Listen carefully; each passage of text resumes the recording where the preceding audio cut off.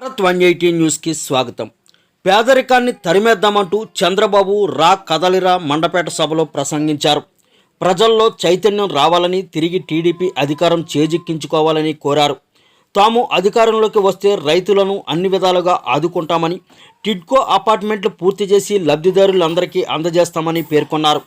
Konaseema railway లైన్లు సాధిస్తామని, గోదావరి నదిపై అవసరమైన బ్రిడ్జిలు నిర్మించి కాకినాడ నుంచి నరసాపురం నుంచి విజయవాడ వరకు రైల్వే లైన్లను అభివృద్ధిపజేస్తామని పేర్కొన్నారు.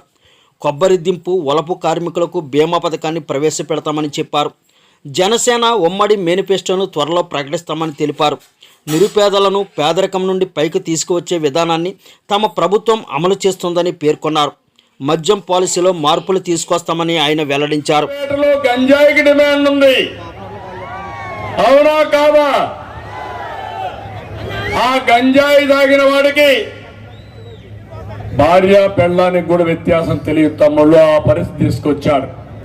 5 ఏళ్ళయింది, ఏ రోజున గంజాయి ఉంది, పిల్లలు చనిపోతారు. ఒక్కసారి సమీక్ష చేద్దామని ఈ ముఖ్యమంత్రికి ఇంగిత జ్ఞానం ఉందా అని మిమ్మల్ని అడుగుతున్నా. ఇలాంటి బాధ్యత లేని ముఖ్యమంత్రి నా జీవితంలో ఎవరిని చూడలేదని చెప్పి కూడా నేను మీకు తెలియజేస్తున్నాను. ప్రతిరోజు 3 రైతులు ఆత్మహత్యలు చేసుకునే పరిస్థితికి వచ్చారు. ధాన్యం కొనేవాడు లేడు, కొన్నా కూడా అరాకొరా డబ్బులు ఇచ్చే పరిస్థితికి వచ్చారు. ఈ క్రాప్ అన్నారు, దగా చేశారు, గిట్టుబాటు ధర ఇవ్వడం లేదు. మధ్య దళారులదే రాజ్యం, ఇష్టానుసారంగా చేసే పరిస్థితికి వచ్చారు. ఒక పక్క అకాల వర్షాలు, తుఫాను, ఇంకో పక్క కరువు, రైతు అతలాకుతలం అవుతున్నా ఈ ప్రభుత్వం పట్టించుకునే పరిస్థితి లేకుండా పోయింది. ఇంకో పక్క నీరు చూస్తున్నాం, కనీసం పంట కాలువలు కూడా తీయకుండా, మురికి కాలువలు తీయకుండా పంటలు ముంచేసే పరిస్థితికి వచ్చాడు. తెలుగుదేశం పార్టీ హయాంలో 68,000 కోట్ల రూపాయలు ఖర్చు పెట్టి సాగునీటి ప్రాజెక్టులు ముందుకు తీసుకుపోయాం. పోలవరం 72% పూర్తి చేశాం.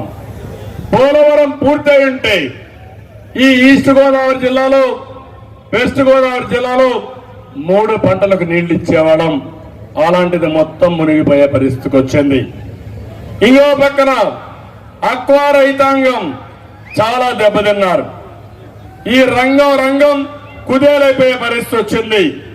తెలుగుదేశం పార్టీ హయాంలో అక్వా రంగం భారతదేశంలో ఆంధ్రప్రదేశ్ మొదటి స్థానంలో ఉంటే ఈరోజు ఆ రైతాంగం చితికిపోయే పరిస్థితికి వచ్చారు. ఈరోజు 3 రెట్లు